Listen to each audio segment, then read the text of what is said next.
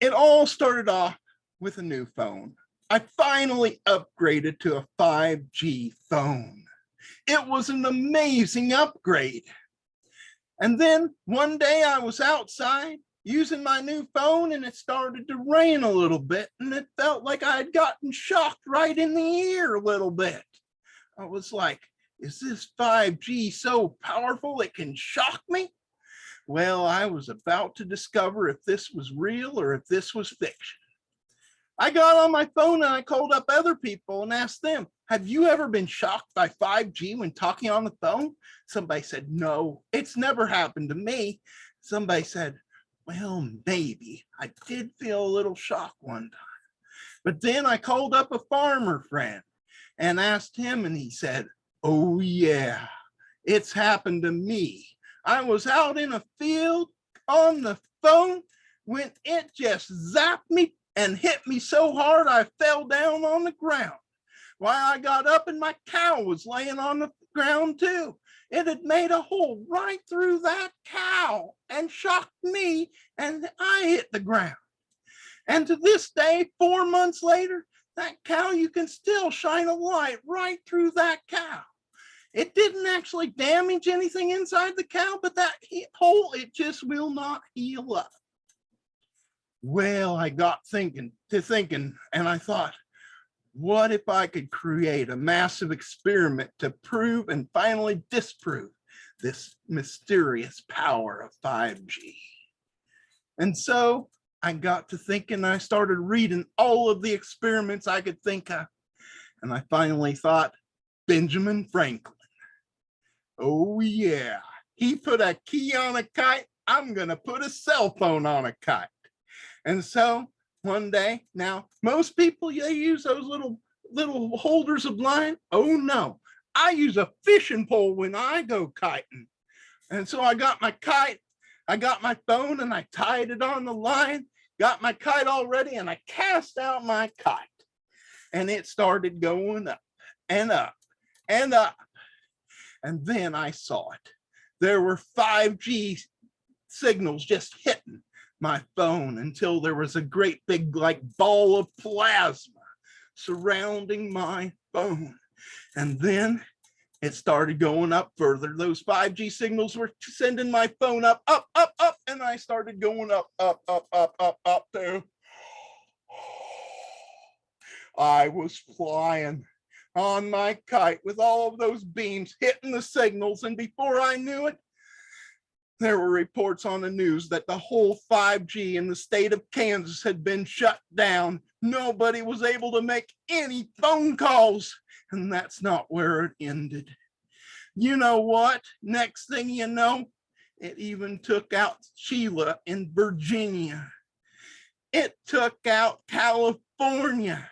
It even took out Victoria, Canada signals. It was taking out everybody's signals in all of North America. And that's when I heard jets flying over me.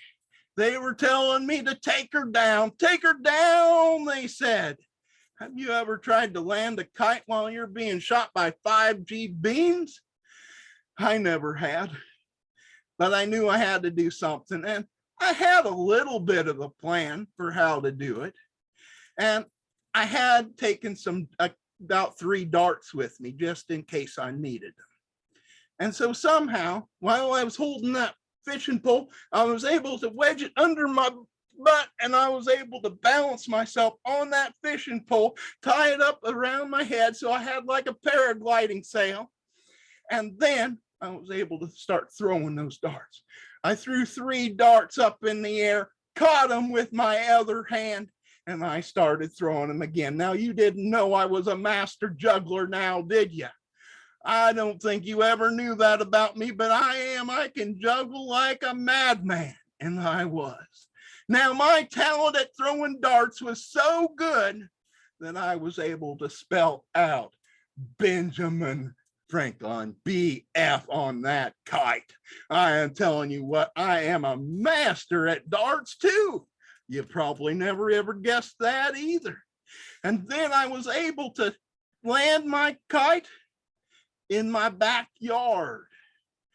But I landed it right in my tree, right on top of my tree. And I was trying to figure out what to do, and I just kind of jumped, and I thought I was going to land gracefully on the ground when it got tangled up in that tree again. I was stuck once again. And so I pulled down my phone, and I made a call to 911 and said, "You better come and help me out. I'm stuck in the tree in the backyard." And the police said, "Again?" It was only the third time I'd been stuck in my tree before. Well, anyhow, they come to my house and they look and survey the situation, and they get a little tiny step stool because it was only 8 inches to the ground. And that's why I have gone back to a flip phone.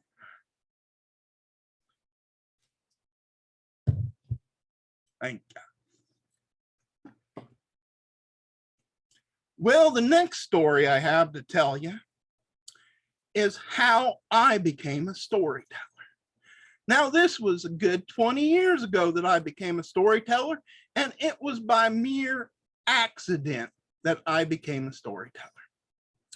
You see, it all started out with my hobbies. I have lots of hobbies. I collect stamps, I collect coins, I collect storytelling CDs, DVDs, you name it, I collect it. But the hobby that really got me into storytelling happened to be hunting for Bigfoot. I've been hunting Bigfoot clear across the country for almost 25 years.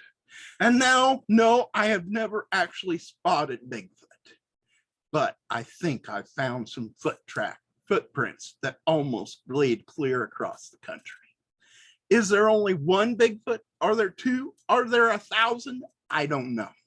But one day I was on the internet and I was doing some searching, and I found the site I'd always been wanting to find, SasquatchOnly.com. You probably heard of FarmersOnly.com, the dating site for farmers.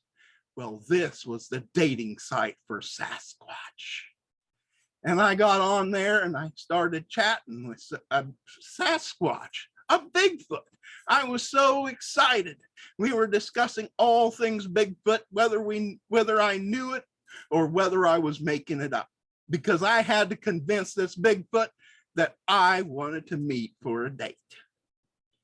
And one day I got coordinates for a date.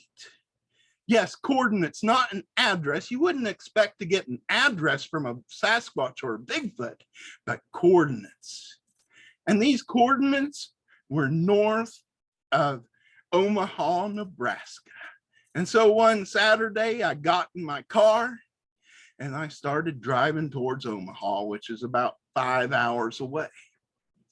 And I finally got there and I parked my car right at the coordinates, and there was another car there, and there was a woman, not a Sasquatch. Boy, were we both disappointed that hadn't been chatting with a Sasquatch. But she was prepared. She got out and said, "Didn't you bring your Sasquatch costume?" No, I hadn't even thought of it. And she said, "Well, I got Kevlar vests and Sasquatch costumes, but remember to put on the Kevlar because my last 2 dates didn't bother doing it." All right, I was sure to put on my Kevlar with my Sasquatch costume. And so I did, and there was a picnic table there. We commenced to having a nice date. However, it is a little hard to eat with a full Sasquatch costume on. But we were chatting all things Bigfoot. And it was quite exciting until all of a sudden she said, "The authorities haven't even come yet. I told them that we would be out here eating like Sasquatch, and they didn't bother coming." Well, this kind of freaked me out. I was like, I better get out of here. And so I got out of there and started driving back through Omaha. And just right outside of Omaha, there was a deer laying on side of the highway. Well, I'm not beyond picking up some roadkill, So I loaded that deer up into my car and I started driving. Now, this was a nice sized buck, and I was going to have some good eating for a while. But then all of a sudden, that deer, that buck woke up and headbutted me right in the head, knocked me out cold. And next thing you know, I'm in the back seat. There's 2 bucks in the front and 2 does in the back, and we're going for a drive. And then they pulled over at Eugene Mahoney State Park. And they drove in, they pulled me out of that car, tied me to a tree, put a note in my mouth that said, "Dear Wildlife and Parks officers, if you do not stop the hunting in Nebraska, we will continue to kidnap people and leave them tied to trees." And that's when the Wildlife and Parks officers came up about 20 minutes later, and they'd never seen a Sasquatch tied to a tree because I'd never taken off my costume yet. And they cautiously approached me and I said, "Help, I've been deer napped by these deer." And they took out the note and they read it and they let me go. And that just happened to be the same weekend that Moonshell Storytelling Festival was going on. And they happened to have a tall tale contest. And so I ended up getting first place in the Moonshell Tall Tale Contest. And that, my friend, is how I became a storyteller.